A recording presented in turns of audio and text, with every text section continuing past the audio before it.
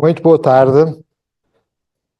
Em nome do Centro de Estudos Globais da Universidade Aberta, é com muita alegria que damos as boas-vindas ao Sr. Professor Luís Eduardo Oliveira, diretor da Cátedra Marquês de Pombal da Universidade Federal de Sergipe, que amavelmente aceitou o nosso convite para fazer uma conferência intitulada Alfabetização e Colonização, do Renascimento ao Iluminismo. E agradeço também à professora Paula Carreira a disponibilidade para coordenar esta sessão e fazer o comentário e depois coordenar também o debate. Muito obrigado, Sr. Professor, pela sua disponibilidade para estar aqui presente mais uma vez entre nós.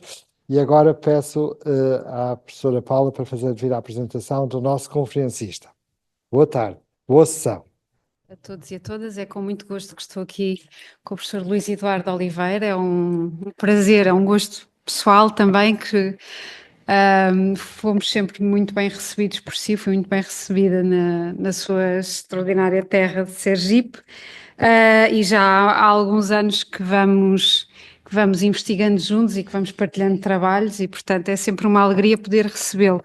O professor Luís Eduardo Oliveira é doutor em História da Educação, pós-doutorado em Literatura Comparada e em História da Educação, professor titular do Departamento de Letras Estrangeiras e dos Programas de Pós-Graduação em Educação e Letras na Universidade Federal de Sergipe, coordena a Cátedra Marquês de Pombal, do Instituto Camões, na mesma universidade, e é autor de várias obras, como A Língua do Outro, ensaios sobre o ensino, literatura e cultura da língua inglesa no Brasil, a historiografia brasileira na literatura inglesa, o mito de Inglaterra, a anglofilia e a anglofobia em Portugal, e outras tantas obras, e também não só obras de teor científico, que vos convido também a ler. Muito obrigada por estar aqui, que tenha a palavra. Boa tarde a todas e a todos. É um prazer, uma grande honra estar aqui na Universidade Aberta, atendendo a mais um convite de um grande amigo e grande colega, que é o José Eduardo Franco. Aqui, inclusive, no Centro de Estudos Globais, todos os membros são amigos e colegas com quem tenho convivido academicamente durante mais de uma década, na verdade. E hoje estou aqui para falar um pouco do nosso novo projeto de pesquisa, que se intitula Alfabetização e Colonização, do Renascimento ao Iluminismo. Esse projeto, na verdade, essa pesquisa, nós retrocedemos um pouco, né? Antes, a nossa pesquisa anterior, sobre o mito do Marquês de Pombal, na historiografia educacional e na historiografia literária também, partia de Pombal. Pombal era a origem, né? Agora, era o ponto de partida, no caso. Agora, o Pombal e o período pombalino é o ponto de chegada. Então, nós vamos começar do Renascimento, do século XVI ao século XVIII. O objetivo do trabalho, a pesquisa, alfabetização e colonização, do Renascimento ao Iluminismo, e tem um objetivo muito simples, é expor pela primeira vez, de modo rápido, não é? Eu quero explicitar o modo como a escolarização dos saberes elementares, não é? Que é uma expressão do pesquisador Jean Hébraut, ou das primeiras aprendizagens, nós chamamos também primeiras letras, em Portugal e no Brasil, está intimamente ligada ao processo de colonização que se fazia representar pela propagação da fé e do império. E eu começo com um tópico, justamente com esse tópico, se chama alfabeto e alfabetização. E vou ler um pouco para não digredir. O termo alfabetização, pela sua própria raiz etimológica, nos remete de imediato a alfabeto, palavra de origem grega que, através de sua forma latina, alfabetum, passou a ter em língua portuguesa dois significados básicos, como um conjunto de letras postas em ordem que formam um sistema de escrita, de acordo com a definição de Raphael Blutot, em 1712, ainda encontrável em dicionários contemporâneos, modernos e contemporâneos, ou nem tão contemporâneos, quanto os de Caldas Aulete e o de Aurélio Buarque de Holanda. E também tem o sentido de as primeiras letras que se dão a conhecer a quem aprende a ler, conforme a definição de Antônio de Moraes e Silva em seu dicionário da língua portuguesa, já em 1809. Também corrente esse sentido, e nesse caso ele é sinônimo de abecedário, cartilha ou cartinha. Do ponto de vista linguístico, alfabeto é uma forma de escrita fonética, pois busca representar através de grafemas, unidades mínimas da escrita, Os fonemas, unidades básicas de som de uma língua, mediante operações combinatórias de alta complexidade, como observa Havelock, pois estabelece um limitado conjunto de formas suficientemente pequenas que podem ser rapidamente esboçadas pela mão. Esboçadas pela mão. Melhor dizendo, aqui eu repito as palavras de Havelock, deixando-se manipular em milhares de combinações para expressar os inúmeros sons da língua produzida pelos órgãos especializados da garganta e da boca. Nessa perspectiva, a palavra alfabeto, até mesmo por descrever as duas primeiras letras do alfabeto grego, alfa e beta, relaciona-se com alfabetização, isto é, com o ato de ensinar e aprender as primeiras letras, expressão que na língua portuguesa, pelo menos desde o século XVIII, significa ensino elementar ou primeiras aprendizagens. Diferentemente dos modos de apropriação de saberes das formas sociais orais, em que o saber fazer só é acionado em situações particulares de uso e as aprendizagens se operam pela prática, num processo de aquisição que supõe a mímese e a identificação, sem qualquer objetividade, o alfabeto se coloca como um elemento externo, algo que tem que ser ensinado e aprendido de maneira metódica e sistemática, apesar de ter convivido durante muitos séculos com práticas sociais baseadas na oralidade. Assim, o domínio da escrita, a partir de seus rudimentos, torna-se aos poucos necessário para se ter acesso não somente à escola, mas também a vários setores da vida social. Contudo, apesar de sua funcionalidade e importância, reconhecidas desde a época do seu surgimento, o alfabeto, assim como a alfabetização, universalizou-se somente no Renascimento, com a colonização e a difusão da tecnologia da escrita e do livro impresso, impondo a variados grupos humanos, não raro de forma violenta, novos modos de ver, sentir e estar no mundo. Essa tirania do alfabeto, para falar como Walter Mignolo, que ele falou, Tyranny of the Alphabet, fez com que a palavra escrita alcançasse mais primazia, tornando-se mais verdadeira do que os sons emitidos pela boca dos seres humanos.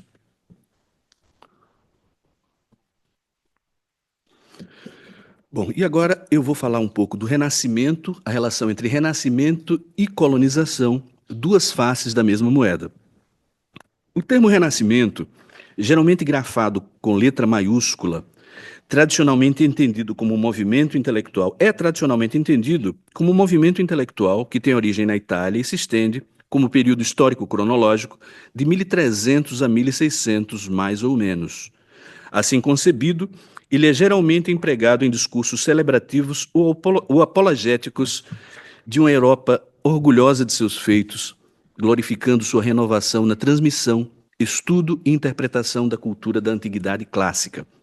Desse modo, a partir dessa matriz italiana do humanismo renascentista, tal fenômeno teria afetado as línguas e literaturas vernaculares e nacionais, bem como o pensamento filosófico. Conforme Christeler, em 1990, apesar do relativo consenso com relação à precedência da Itália, uma vez que lá já são visíveis, bem antes dos outros países, o que ele chama de muitos traços característicos da civilização do Renascimento, né?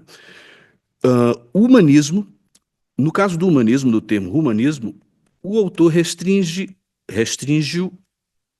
o seu significado, pois, de forma geral, ele significa erudição e educação clássica baseada em valores humanos, derivando o termo humanista, cunhado pelos eruditos e educadores alemães no início do século XIX. Em sua opinião, a palavra teria origem numa gíria dos estudantes universitários italianos para professores ou estudantes dos Studia Humanitatis, isto é, das humanidades, cujo currículo abrangia os seguintes elementos, baseados em autores greco-romanos: gramática, retórica, poesia, história e filosofia moral.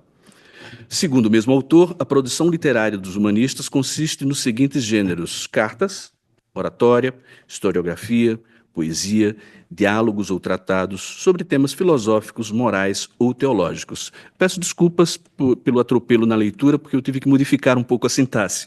Eu notei que esse parágrafo anterior apresentava algumas gralhas. A palavra renascimento, quando empregada em sentido lato, abrange alguns aspectos econômicos, como o desenvolvimento do comércio e das atividades industriais, graças à grande produção e exportação das matérias-primas oriundas da exploração colonial, e o surgimento das cidades, em contraposição ao sistema feudal da Idade Média. Mas ela também se relaciona, fundamentalmente, com a produção literária ou cultural, marcada por obras de autores referenciais e canônicos, como Thomas More, autor da Utopia, que, segundo Rita Almeida, uma pesquisadora, embora na obra o autor questione as instituições e costumes europeus então vigentes, ela está impregnada de conceitos que nos remetem à colonização, uma vez que foi publicada no momento em que a Europa ainda estava sob o impacto causado pelo descobrimento da América. Não por acaso, a narrativa apresenta como protagonista Rafael Hitlodeau, um navegante português que narra sua viagem à ilha de Utopia. Outros autores igualmente utopistas do período foram o frade dominicano Tommaso Campanella, autor de A Cidade do Sol, obra redigida como um diálogo em dialeto florentino, na qual idealiza, como Thomas More, uma sociedade ideal, um estado perfeito liderado por um príncipe sacerdote chamado de Sol. E Francis Bacon, que em 1626 publicou Nova Atlântida, romance incompleto que descreve a criação de uma terra utópica onde generosidade e iluminação, dignidade e esplendor, piedade e espírito público são as qualidades defendidas pelos habitantes da mítica Ben Salem, onde se encontra a Casa de Salomão, uma espécie de universidade dedicada a ciências puras e aplicadas. Poderiam aqui ser mencionados a famosa tríade italiana, a tríade do Trecento italiano, Petrarca, né, do Boccaccio e Dante Alighieri. Poderia acrescentar também o Geoffrey Chaucer. Tá? No entanto, apesar do interesse da apropriação dos poetas romanos da antiguidade pelos humanistas europeus do Renascimento, eles não foram traduzidos para os vernáculos até a chegada do Iluminismo, dada a preponderância à época do latim como língua de formação ou educação. Contudo, seus textos foram cuidadosamente estudados e publicados, circulando juntamente com outras obras religiosas, científicas e literárias, gramáticas, cartinhas e catecismos, sobretudo depois que assumiram a dimensão global proporcionada pelo livro impresso e pela colonização. Nessa perspectiva, tem razão Walter Mignolo quando considera o aspecto complementar do que denomina a colonização da escrita, ou seja, a alfabetização, que seria colonização de portadores de signos, o livro ocidental como organizador de conhecimento, pois a tradução de hieróglifos em unidades alfabéticas, sobretudo no caso espanhol, teria sido um dos primeiros esforços para colonizar as línguas e memórias ameríndias, o que ocorreu com a chegada do missionário franciscano Pedro de Gante ao México no início da campanha de alfabetização. Nessa construção discursiva do Renascimento, cujas narrativas hegemônicas celebram as conquistas da civilização ocidental, sobretudo a partir de 1500, quando o mundo se tornou monocêntrico e, por assim dizer, capitalista, busca esconder a todo tempo seu lado mais escuro, ou seja, a colonialidade, conceito que foi introduzido pelo sociólogo peruano Aníbal Quijano na década de 1980 e que dá um novo sentido ao termo colonialismo, significando a lógica subjacente da fundação e do desdobramento da civilização ocidental desde o Renascimento até hoje, da qual colonialismos históricos têm sido uma dimensão constituinte, embora minimizada. Com efeito, as narrativas que se relacionam com o Renascimento são quase sempre celebrativas ou apologéticas e resolvem a contradição inerente à sua realização, ocultando a violência com que foi operada. No caso de Portugal, por exemplo, os navegadores são retratados como iniciadores dos descobrimentos marítimos com um grande papel no Renascimento. Essas são palavras de Saraiva e Lopes na história da literatura portuguesa, mas não como iniciadores do tráfico de sequestrar e roubar homens, nas palavras de Ottobah Cugoano, que é um intelectual de Gana, né? Num livro chamado Thoughts and Sentiments on the Evil and Wicked Traffic of the Slavery and Commerce of the Human Species. É um livro de 1787, que traduzindo O título fica Pensamentos e Sentimentos sobre o Tráfico Maligno e Perverso da Escravidão e do Comércio da Espécie Humana. Cugoano era um abolicionista negro nascido em Gana, que em 1772 foi comprado por um mercador que o levou à Inglaterra, onde aprendeu a ler e escrever e se emancipou, adotando o nome John Stuart. Em 1787, na sua obra Thoughts, que já foi citada. Tá? E agora vamos falar um pouco de uma visão crítica do Iluminismo. Depois do Renascimento, do Iluminismo, essa primeira parte é só para situar o uso desses termos. No Iluminismo, a França vai ocupar o papel que teve a Itália no Renascimento. Se este se concentra como período histórico no século XVI, aquele se deixa de representar pelo século XVIII, denominado século das luzes. Suas narrativas, da mesma forma, glorificam sua importância no avanço das luzes, isto é, no progresso da razão, da ciência e da civilização, palavras-chave do repertório lexical do período, que aparecem sempre grafadas com maiúsculos nos escritos setecentistas. Contudo, apesar da preponderância francesa do Iluminismo como período histórico na historiografia, a Inglaterra e a Alemanha entram na disputa pela primazia da precedência em tal movimento filosófico ou cultural. De qualquer modo, já na querela entre os antigos e modernos, de 1689, a França já se impunha como modelo ideal de civilização para todos os homens de letras da Europa, sendo admirada por aliados e inimigos, a ponto de tornar-se, nas palavras de Paul Hazard, uma pessoa moral. Uma vez que sua pretensa unidade e expansão irradiava-se para os outros povos através do Rei Sol. Segundo Falcon, o conceito de ilustração está intimamente ligado ao de Europa, pois são partes inseparáveis de um mesmo todo, uma vez que esta, assim como aquela, passa a representar para si mesma e para os outros uma mentalidade ou consciência supranacional em que as ideias circulam livremente, expressando uma espécie de república das letras unida pelo culto à razão, mas também por um sentimento de superioridade com relação ao resto do mundo. Tal pressuposto tem seu contraponto no processo de constituição das nações europeias, que se faz acompanhar de um nacionalismo imperialista forjado em oposição ao outro colonial. Trata-se, portanto, como já foi dito muitas vezes, de uma Europa mítica, retórica, unificada e sem fissuras, ou seja, um modelo ideal de civilização. Desse modo, a estrutura da colonização do tempo e do espaço permanece a mesma desde o Renascimento, aumentando, contudo, a sua intensidade, sistematizando ou complexificando suas relações, que foram se moldando à convivência e à sucessão de diferentes modelos econômicos e formação sociais, envolvendo o capitalismo mercantil, comercial e industrial. Não por acaso, a escravização de indígenas e africanos, de forma legal ou ilegal, continuou sendo o principal investimento dos banqueiros e capitalistas europeus, bem como a principal fonte de renda dos negociantes e senhores de engenho nas colônias. Da mesma forma, o genocídio, o desmonte de culturas e a supressão de grupos étnicos e linguísticos exigiu uma estrutura de controle e administração da autoridade mais sofisticada da parte dos impérios, tanto em seus conflitos internos, como na exploração do trabalho e na expropriação de terras. No caso português, o Antônio Cruz define muito bem o iluminismo. Ele afirma que o ambiente intelectual foi determinado pela conjuntura sociocultural do período joanino, sobretudo pelas atividades da Academia Portuguesa, fundada em sua própria casa por Francisco Xavier de Menezes, o quarto conde de Ericeira, entre 1717 e 1720. Banha de Andrade, por sua vez, defende que o iluminismo em Portugal começou com o padre Rafael Blutot, autor do Vocabulário Português Latino, que já foi mostrada, a imagem da capa foi mostrada no início da minha fala, primeira grande obra da lexicografia portuguesa, publicada em 10 volumes entre 1712 e 1728.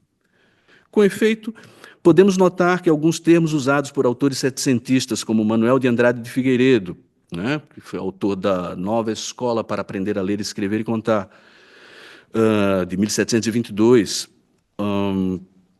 e também Martinho de Mendonça de Pina e Proença, em seus apontamentos para a educação do menino nobre, né, aparecem, essas obras trazem as marcas de um léxico iluminista que já circula em língua portuguesa desde fins do século XVII, em que adjetivos como racional, perfeito, verdadeiro e útil, assim como substantivos como luzes, educação e razão, assumem um novo sentido, sintomático dos novos tempos, marcados pelo que veio a ser denominado de iluminismo.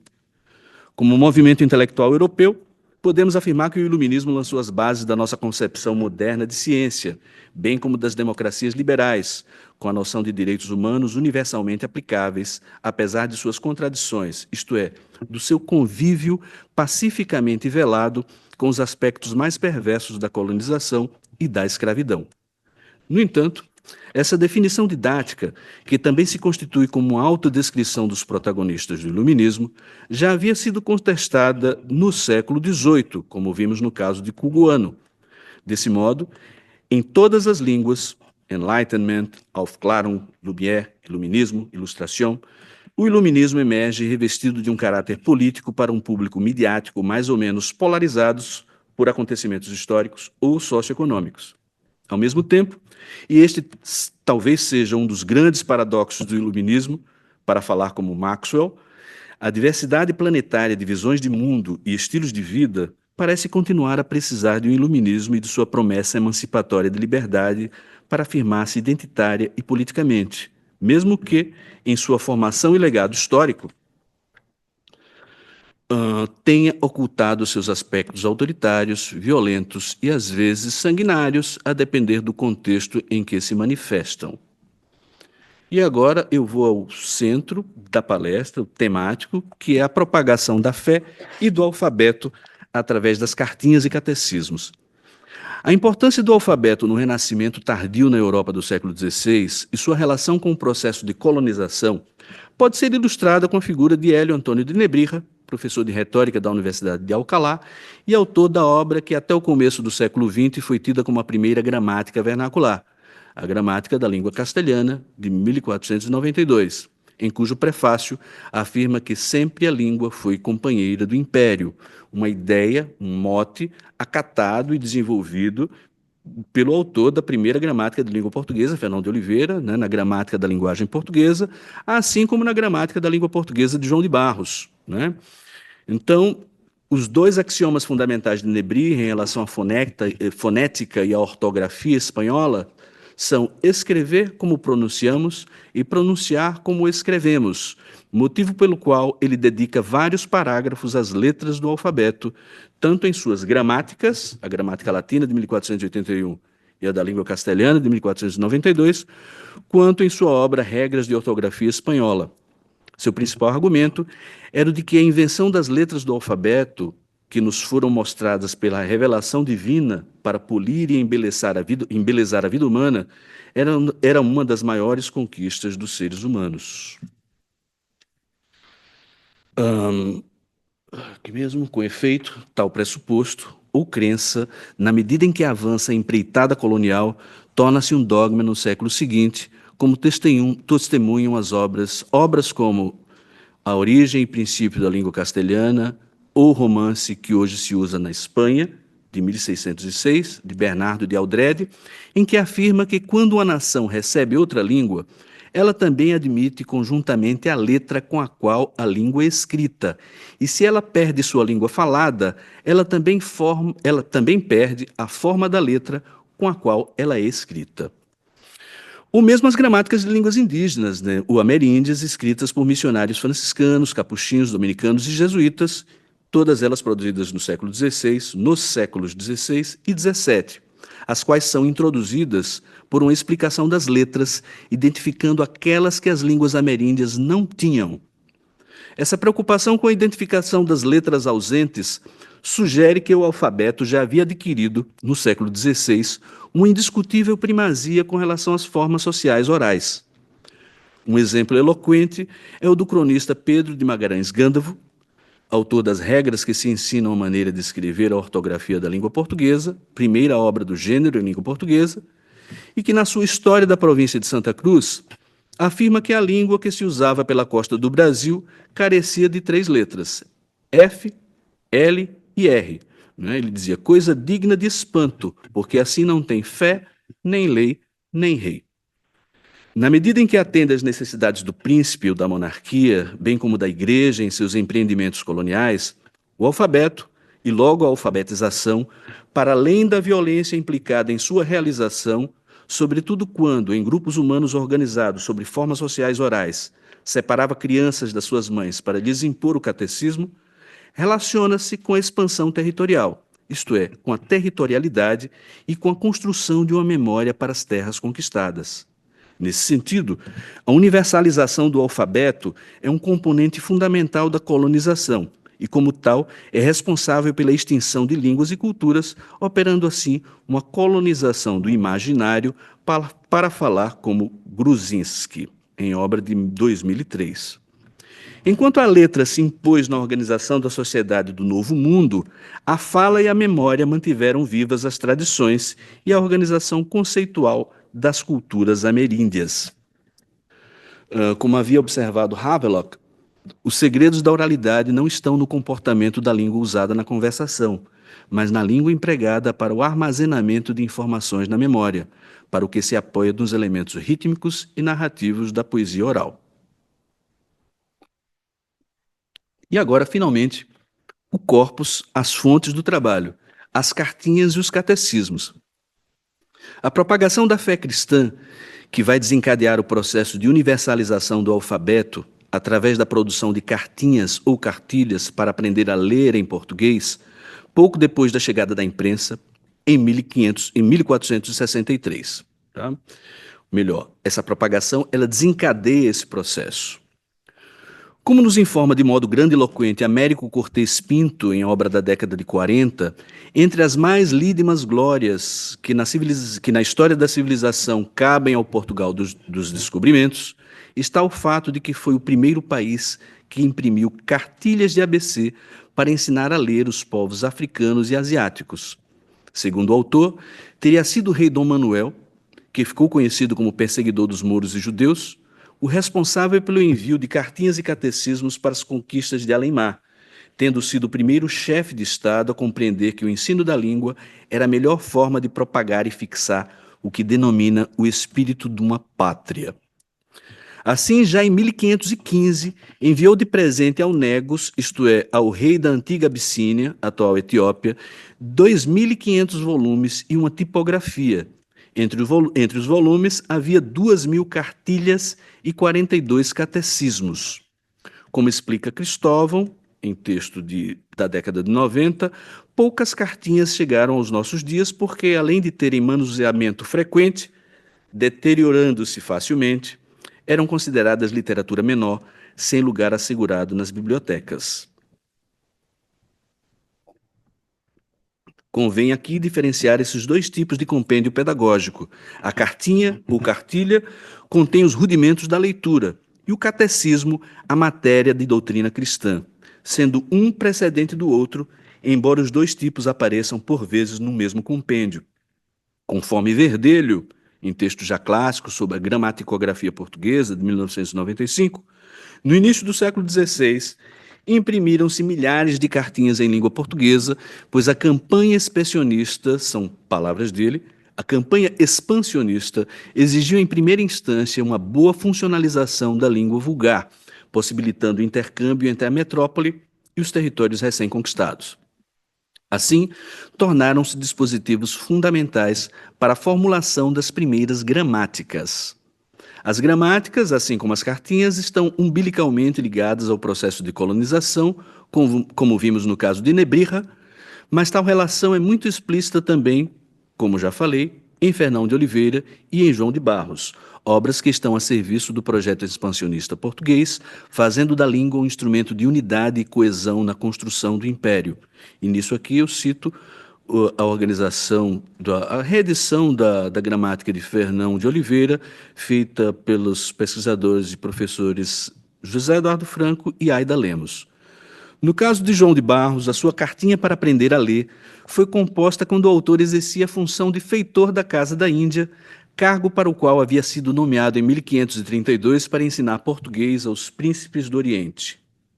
A Cartinha de João de Barros é inovadora em vários sentidos. Primeiro, o livro didático ilustrado da história. Nele, o autor apresenta as letras do alfabeto associando-as a desenhos ilustrativos, recurso lúdico e pedagógico que seria explorado somente mais de 100 anos depois, sobretudo na Orbis Sensualis Pictus de Comênius. Dedicado ao príncipe Dom Felipe, nascido em 1533 e cuja morte precoce ocorreu em 1539, quase 8 meses antes da impressão da obra, a cartinha, logo após o frontispício, traz uma tábua, isto é, um sumário, com a descrição de todo o seu conteúdo, que inclui a gramática da língua portuguesa e ortografia com que se há de escrever, um diálogo em louvor da nossa linguagem e um diálogo da viciosa vergonha. A intenção do autor era publicar todas essas obras num único volume, numa única obra, juntamente com o diálogo da viciosa vergonha e a gramática da língua portuguesa. Mas a cartinha saiu um ano antes dessa publicação, saiu em 1539. Apesar de existirem ainda alguns exemplares de cartinhas manuscritas ou impressas, sem autoria ou data definida, como podemos vislumbrar a partir do levantamento de Rossi, pesquisadora italiana, que coletou no arquivo digital da Biblioteca Nacional de Portugal e na Biblioteca Pública de Évora, um total de 9 cartinhas quinhentistas, a de João de Barros, a do Frei João Soares, cartinha para ensinar a ler com as doutrinas da prudência adjunta, uma solfa de cantigas para atiçar a curiosidade e 7 anônimas. O primeiro exemplar do gênero, datado de 1502, foi encontrado pela pesquisadora Isabel Vilares Cepeda e divulgado ao público em 1988, numa comunicação no colóquio sobre o livro antigo realizado em Lisboa. Segundo a autora, chegaram até nós apenas 6 folhas em caráter gótico, cujas características tipográficas eram semelhantes à do impressor italiano João Pedro Bugnomini de Cremona, que começou a atuar em Lisboa a partir de 1501.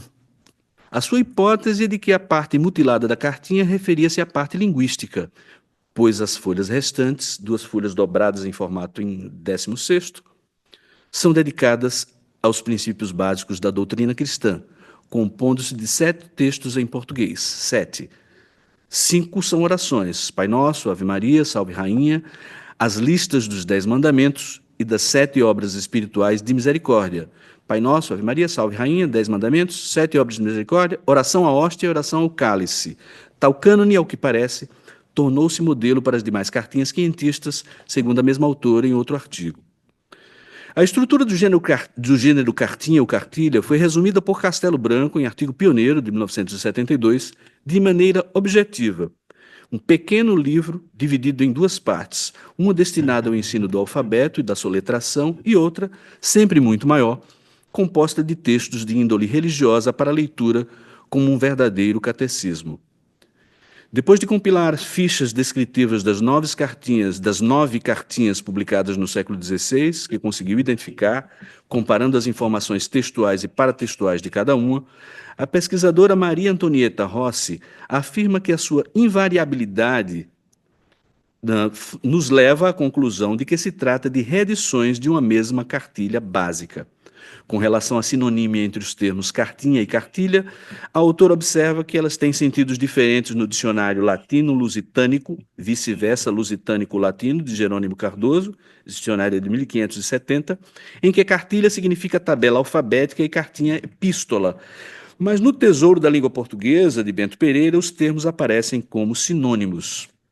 No século seguinte, apenas a variante cartilha passa a ser usada para esse tipo de gênero, para esse tipo de compêndio pedagógico, e seu uso perdura pelo menos até o início do século XX. Embora Blutot, em seu vocabulário português e latino, registre 3 variantes do termo: cartilha, cartinha e carta de ABC, retomando tanto Jerônimo Cardoso quanto Bento Pereira. Com relação à distinção entre cartinha e catecismo, um exemplo ilustrativo é o do catecismo pequeno da doutrina e instrução que os cristãos hão de crer e obrar para conseguir a bem-aventurança eterna, feito e compilado pelo reverendíssimo senhor Dom Diogo Ortiz, bispo de Ceuta, impresso por El Rei Nosso Senhor. É uma cartilha de 1504, Dom Diogo Ortiz de Villegas, foi publicada pelo impressor italiano, como eu falei, né? Ele era um representante da alta nobreza castelhana, a serviço da corte portuguesa, onde era muito benquisto pelos monarcas lusitanos. Estudou astrologia na Universidade de Salamanca, viveu em Portugal de 1476 até a sua morte, em Almeirim, tendo sido cosmógrafo de Dom João II e bispo de Tanger, Ceuta e Viseu, um agente oficial, portanto, da empresa colonial do Reino Português. A hipótese de Américo Cortes Pinto, em Da Famosa Arte de Impressão, livro de 1948, é de que as cartinhas impressas em grande quantidade por Dom Manuel para serem destinadas ao Congo em 1488 e 1490, bem como as que embarcaram para a Abissínia com a embaixada de 1512, foram produzidas por Dom Diogo Ortiz de Vilhega, não se confundindo tais cartinhas com seu catecismo pequeno. Segundo o autor, esta é a única razão pela qual o alvará que o rei concedeu somente em 1539, após a morte do autor, que provavelmente detinha os direitos da obra, os privilégios de impressão do seu compêndio ao tipógrafo italiano Gagliardi. Ademais, o catecismo do bispo espanhol não traz a parte relativa ao ensino do alfabeto, restringindo-se à doutrina, nem parece ser destinado às crianças por ser volumoso, assemelhando-se mais a um tratado resumido de teologia do que a rudimentos da doutrina cristã. O empreendimento da expansão da fé em língua portuguesa através de cartinhas e catecismo não teve continuidade na segunda metade do século XVI e no século seguinte. O Miolo traz uma explicação, com a qual eu não concordo e eu vou explicar. Ele diz que os dois inimigos da implementação do programa de Nebrija na Nova Espanha foram, primeiro, a crença da parte dos padres de que seus objetivos seriam melhor alcançados se aprendessem e escrevessem gramáticas de línguas ameríndias, em vez de ensinar castelhano aos nativos. E, segundo, a convicção de que os Studia Humanitatis eram o melhor modelo para de educação para civilizar as colônias do Novo Mundo. No entanto, um fator determinante, não considerado por ele, é o desdobramento do Concílio de Trento, que deu um novo aspecto à militância das novas ordens religiosas. A partir de então, os missionários impuseram sua empreitada linguística sem precedentes, a gramatização das línguas exóticas, na expressão de Buesco, entendida, ou colonização das línguas, se pode falar assim, na expressão de Miolo, entendida esta como um processo que envolve ações e estratégias empregadas por missionários e homens de letras para reorganizar a fala e a escrita ameríndia mediante a imposição do alfabeto latino. Buesco explica que o êxito desta segunda performance da mesma operação mental que presidiu a formalização das gramáticas dos vernáculos se deve ao fato de que a irregularidade ou anomalia que antes caracterizavam a inferioridade das línguas vulgares ter sido liquidada com a introdução de um conceito novo, o de modelo universal, chave para o que a autora denomina desbabelização ou novo Pentecostes. Não por acaso, a partir de meados do século XVI e no decorrer do século XVII, missionários franciscanos, capuchinhos, dominicanos e jesuítas vão se empenhar, sobretudo na América espanhola e portuguesa, na produção de catecismos e gramáticas. 5? Terminado. E eu aqui vou pular um pouquinho, meu tempo já está acabando, para falar um pouco das cartinhas desse empreendimento, né?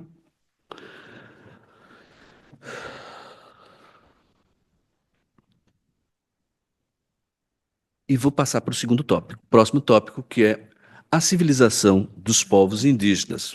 Bom, a produção de catecismos em línguas gerais foi interrompida quando o Estado português proibiu a conversão dos povos indígenas pelos jesuítas, iniciou um processo de atualização do sistema colonial, adotando práticas então tidas como iluministas ou ilustradas e buscando colocar-se em condições econômicas coincidentes com os reinos estrangeiros ou europeus, né? Os padres jesuítas foram expulsos em 1759, como se sabe, né? E uma nova lei, a lei do Diretório de 1757, impôs definitivamente a língua portuguesa às povoações indígenas, primeiramente do estado do Grão-Pará e Maranhão, e depois ao estado do Brasil. Uma coisa interessante é que o único registro dessas aulas, da prática dessas aulas do diretório, se encontra num catecismo, não exatamente um catecismo, mas numa espécie de cartinha. Não é? Como não há registros ou relatos não oficiais acerca do modo como foram estabelecidas essas escolas de ler, escrever e contar entre as populações indígenas, nas localidades em que as aldeias foram elevadas a vilas, tudo que nos resta é a existência de um catecismo, como chama Banha de Andrade, ou cartilha, como a denomina Flexó, isto é, um documento manuscrito intitulado Breve Instrução para Ensinar a Doutrina Cristã, Ler e Escrever aos Meninos e, ao mesmo tempo, os princípios da língua portuguesa e sua ortografia. O documento foi encontrado na Caixa de Pernambuco do Arquivo Histórico Ultramarino, transcrito e publicado primeiramente por Andrade, em 1978, Banha de Andrade, que afirma que sua letra é muito semelhante à do diretório, né? E ele diz que bastaria encontrar o ofício que acompanha essa cartinha para considerá-lo o único exemplar de compêndio usados na aula de Pernambuco. O pesquisador Pedro Daniel de Souza o encontrou, localizou esse ofício e, segundo ele, após receber uma cópia do diretório enviada pelo secretário de Estado da Marinha e Negócios do Ultramar, Tomás Joaquim da Costa Corte Real, Luiz Diogo Lobo da Silva, né, que era um representante vice-rei, na verdade, né, teria feito uma análise dos parágrafos aplicáveis à capitania de Pernambuco e anexas e elaborado um documento a que deu o título Direção com que interinamente se devem regular os índios das novas vilas e lugares que Sua Majestade Fidelíssima manda erigir das aldeias, pelo que pertence às que estão situadas nesta capitania de Pernambuco. E, junto com esse documento, aparece aí a breve instrução para ensinar a doutrina cristã, ler e escrever aos meninos e, ao mesmo tempo, os princípios da língua portuguesa. Bom, para adiantar, essa cartinha, essa espécie de cartinha, segue a mesma estrutura das cartinhas científicas, quinhentistas, melhor dizendo, das cartinhas quinhentistas, publicadas no século XVI. No entanto, traz um elemento novo, e é o elemento que está ligado ao termo civilização, tá? Então, a breve instrução segue o modelo das cartinhas e catecismos pequenos então existentes, nas quais o ensino da leitura está articulado aos elementos básicos da doutrina cristã.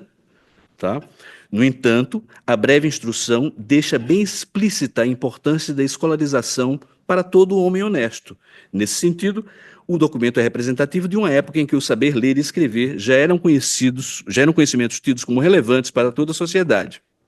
Daí a responsabilidade que teriam os mestres para incutir em seus discípulos o respeito aos pais e a quem os ensinava, para que recebessem os castigos com humanidade.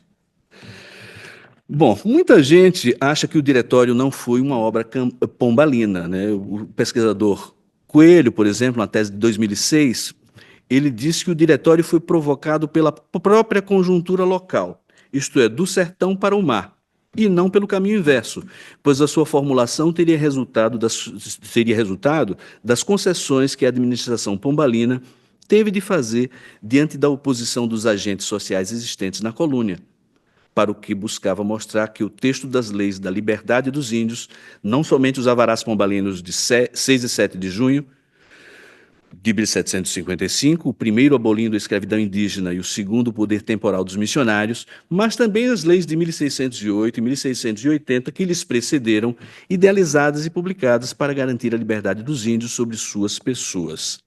De qualquer modo, há uma evidência incontestável do caráter pombalino desta cartinha, uma vez que o seu parágrafo final, tá? No seu parágrafo final, e eu aqui estou terminando, a intenção principal não é só converter os povos indígenas, e sim civilizá-los, ou seja, incutir, torná-los adaptados e adequados à ideologia da coroa da época. E aqui eu chego ao final do nosso trabalho, estou me adiantando porque não temos tempo, tá? E vou dizer o seguinte: a ênfase dada pelo diretório à obrigatoriedade do uso e do ensino da língua portuguesa, algo reforçado pela coroa portuguesa com o alvará de 30 de setembro de 1770 e depois transformado em lei em 1772, foi um primeiro passo para o estudo, para a institucionalização do ensino das primeiras letras, que vai se fazer na metrópole somente quase 2 décadas depois, com a lei de 1772. Muito obrigado pelo tempo e pela paciência de vocês.